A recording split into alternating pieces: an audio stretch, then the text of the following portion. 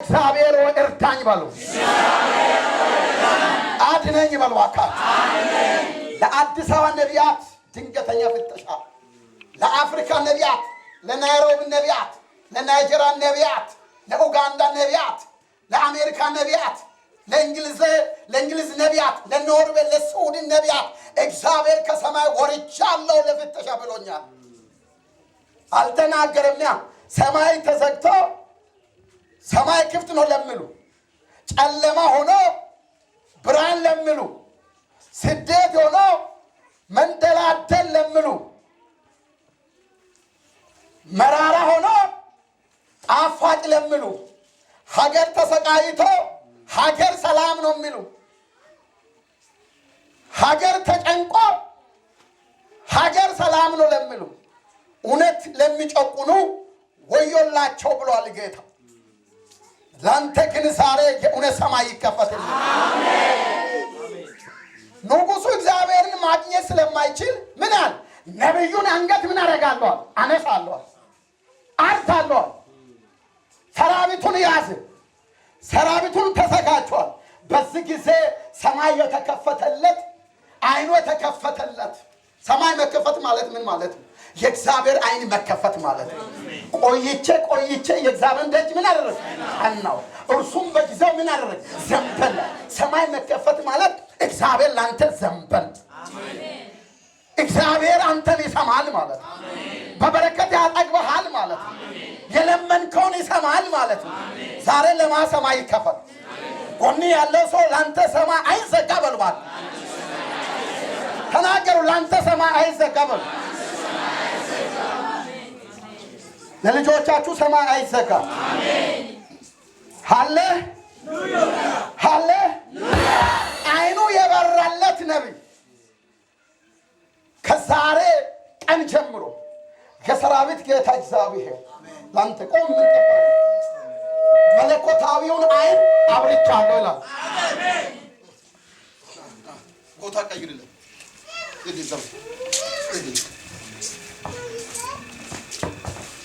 ለእኔ ሰማይ ክፍት ነው። አሜን አሜን። ምንም ችግር የለም። አሜን አሜን።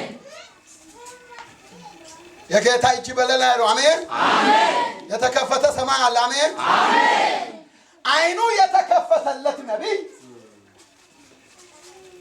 ምን አደረገ? ይኸው ንጉሡ አንገቴን ሊያነሳ ነውና እስከሚጸልይ ድረስ ድምፁን እስከሚሰማ ድረስ እግዚአብሔርን በሩን ዝጉና ጸሎት እስከሚጨርስ ድረስ ማንም እንዳይገባል በሩን ዘጋና ወደ እግዚአብሔር ዛሬ ልትወስደኝ ነው። የሞት ሰማይ ነው ተከፈተ። ወደ ገሃነም የሚወስዱ ናቸው፣ ወደ ሰማይ የሚወስዱ መላእክቶች ናቸው። ንስሐ ገባለሁ ልትወስደኝ ነው ስል እግዚአብሔር አይደለም የበረከት ሰማይ ከፍቻለሁ። ዛሬ የበረከት ሰማይ ይከፈትልሃል።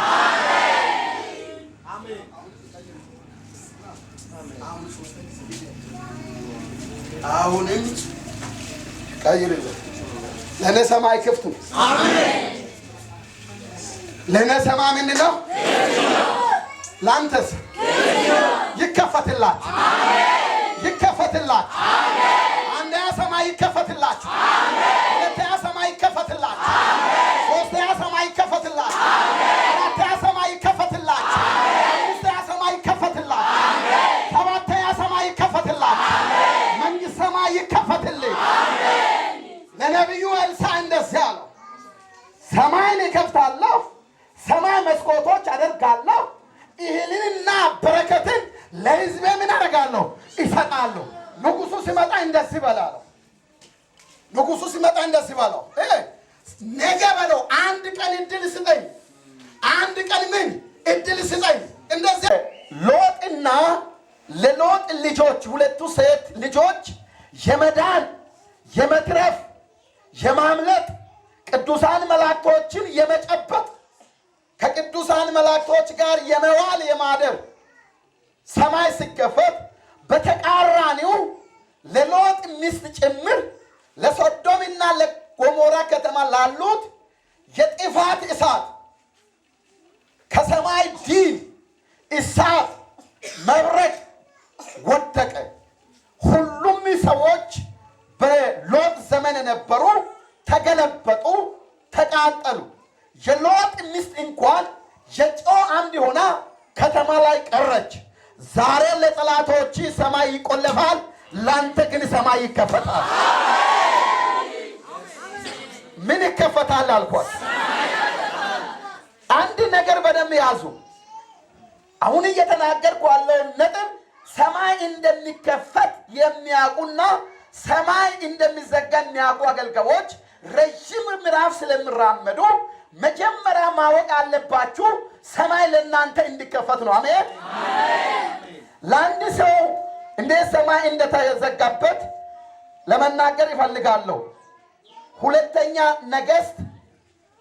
ሁለተኛ ነገሥት ላይ ምዕራፍ 7 ላይ ሰማይ እንዴት እንደተዘጋበት በነቢዩ በኤልሳዕ ዘመን ምዕራፍ 7 ቁጥር 2 እና ቁጥር 19 ላይ ሁለተኛ ነገሥት ማለት ነው። ሰማርያ ተከባ በነበረች ጊዜ ሰማርያም እስራኤልም አንድ ናቸው። አይሁዶች በምርኮ ሀገር በተዋለዱበት ተቀላቅለው የኖሩበት ከተማ ሰማርያ ይባላል። የእስራኤል ግዛት ነው። በዛ የተነሳ በሰራዊቶች የተነሳ ከተማው ምን ሆኖ ነበረ? የሚወጣና የሚገባ አልነበረም። ከተማው በር ስለተዘጋ ረሃብ ከተማ ላይ ነበር። በዚህ ጊዜ ሰዎች የሚበሉትን አጥቶ በወቅቱ የማይበላ የአህያ ራስ ወይም የአህያ ጭንቅላት ሁሉ ይበሉ ነበር። ሰው የሰውን ስጋ ይበላበት ነበር። እርግቦች አልቆ የእርግብ ኩስ የበሉበት ነበር በዚህ ወቅት። በዛ ጊዜ ደግሞ አንድ ታሪክ ሆኗል። 2 ሴቶች ለራብ ከወለዱ በኋላ የሚበሉትን አጥቶ በራብ ይሰቃዩ ነበር። ወልዶ ከመራብ እህቶች እግዚአብሔር ይጠብቃችሁ። ወልዶ ከመራብ ማን ይጠብቃችሁ? በዚህ ጊዜ ራብ መጥፎ ነውና ከራብ ጦርነት ይሻላል።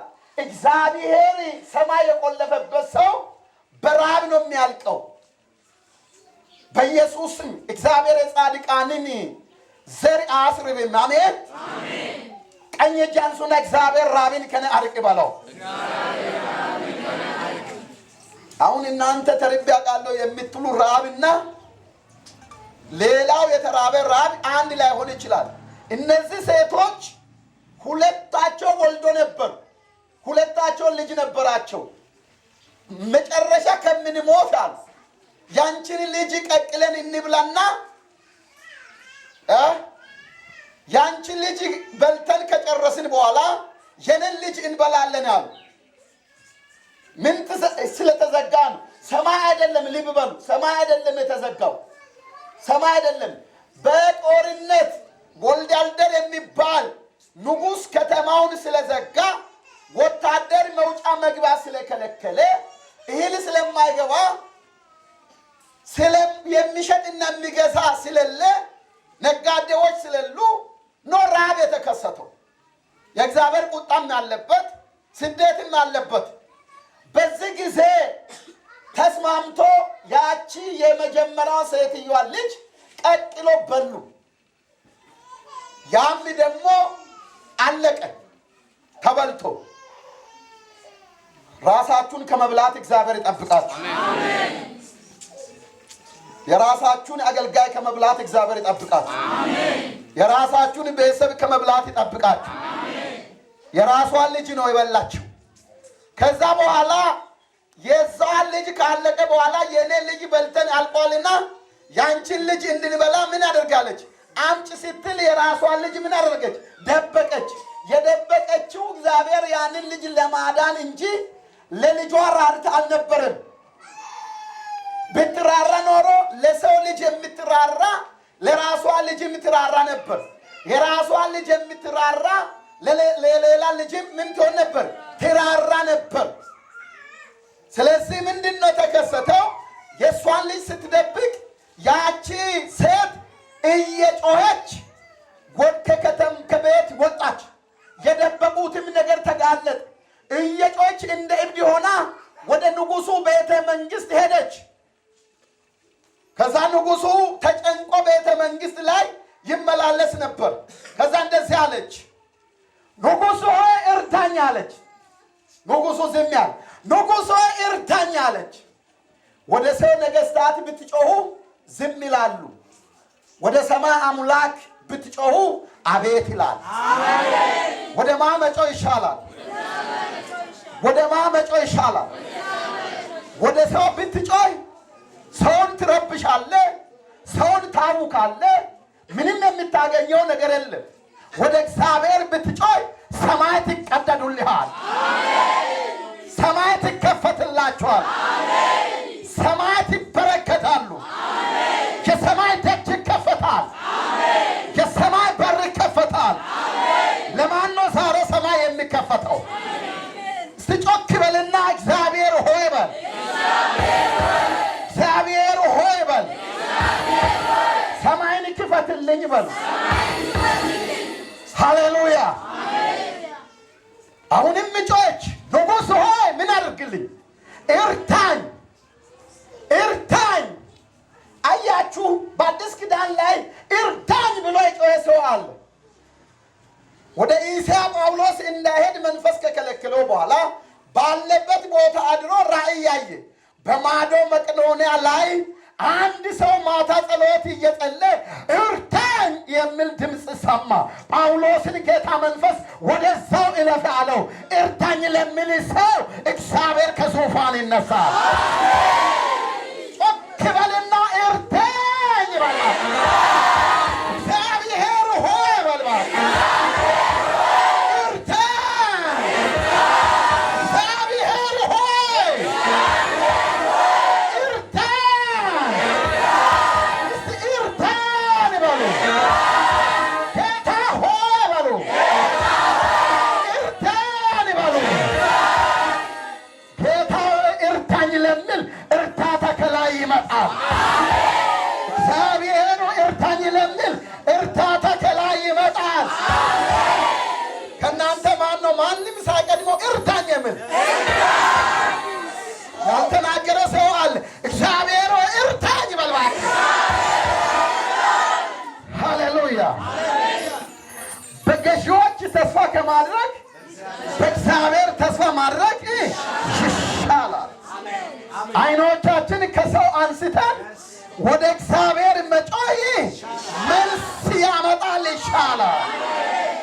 እርሷ ግን ወደ እግዚአብሔር ነው ጮኸችው፣ ወደ ሰው ነው ጮኸችው፣ ወደ ንጉሱ ነው ጮኸችው፣ ወደ መሪ ነው ጮኸችው፣ ሀገር ስለሚመራ ጮኸች።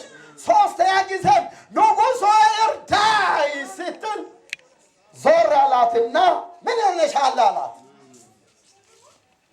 ንጉሥ ሆይ ልጄን ቀቅለን ሾርባ አድርገን በልተናል። ምን? ዞር ብሎ ሲመለከታት የእሱ ዜጋ ናት እንጂ የሌላ ዜጋ አይደለችም። ምን ሆነሻል? ለምንድን ነው የምታውክኝ የምትጮዩ? ከአዱማው ስንዴ እየወቃው ነኝን? ቤተ መንግስት ነው አለሁት፣ እርሻ ላይ ነው አለሁት፣ ገብስ ማሳ ነው አለሁት። እርዳኝ የምትዩ ከምን ልርዳሽ? ወይስ ወይን እየጨመኩ ወይን መጭመቃ ውስጥ ነው አለሁት? ድንጋይ ተከብቤ ነው አለሁት። ለሱ ምን የሆነበት ነበረ? ሰማይ ዞሮበት ተዘግቶበት ነበር። ከየት ነው የምረዳሽ? ምን ሆነሻል? ልጄን በልተን ነበር። የማ ልጅ? የራሴ። አንቺ እናት ነሽ? አዎ። እሺ ችግርሽ ምንድን ነው? የአንቺን ልጅ በኋላ እንበላለን ብለን ለሁለት ነበረ በላ ነው። እሺ አሁን ግን የኔ ልጅ በልተን ከጨረስን በኋላ የእሷን ልጅ ብቻ ልትበላ ደበቀች። ንጉሱ መልስ የለውም፣ የሚረዳ ነገር የለውም። ልብሱን ምን ያደረግ ቀደደና አንድ ነገር አለ። ያ ነቢይ አለ አይደለም? ያ ነቢይ አለ አይደለም? እጸልያለሁ የሚል ሰማይ ተከፈተ የሚል እግዚአብሔር አለ የሚል ያ እውነተኛ ነቢይ ነኝ የሚል ታዲያ እሱ ቢኖር እሺ እኔ በላ እሱ ይጸልያል፣ ከነበላይ እሱ ጻድቅ ነው። ያ ነብይ ያለ አይደለም ዛሬ አለ አንጀቱ በሱ ላይ ካደረ እኔ ንጉሥ አይደለም። አሁን ነቢያት ቀልድ ነው አይደለ? ሐዋሳ እንደ ድሮ አይደለም። ማተማ ቤት ተሸዋሽሞ ምን ልበል ነቢይ በለጻ ምን ልበል ሐዋርያ በለጻ ምን ልበል አፖስትል በለው ምን በለው ሪቨረንድ ምን በለው አምላክ በለው ምን በለው ኢየሱስ በለው ምን በለው መንፈስ ቅዱስ በለው ምን በለው መለኮት በለው። ነቢይ ሐዋሳ ይፈተናል። አሁንም ለነቢያት እግዚአብሔር የሰማይን ደጅ አልከፈተም። ከፍተኛ ብጠራ በኢትዮጵያ ነቢያት ላይ አለ። እርታኝ በሉ እስቲ ባካችሁ። አሁን ነቢይ ተብሎ ካልተሾመ ደስ ያላቸው ሁሉ ሰው ነቢይ ነኝ ይላል። ሁሉ ሰው ነቢይ፣ ሁሉ ሰው አስተማሪ፣ ሁሉ ሰው ነጋዴ፣ ሁሉ ሰው አገልጋይ፣ ሁሉ ሰው ፓስተር፣ ሁሉ ሰው ባለራዕይ። እንዳወራነው አይደለም ህይወት፣ እንደሰበክነው አይደለም ህይወት። አንድ ጊዜ ለምንተንበው ትንቢት የምንጠየቅበት ጊዜ አለ።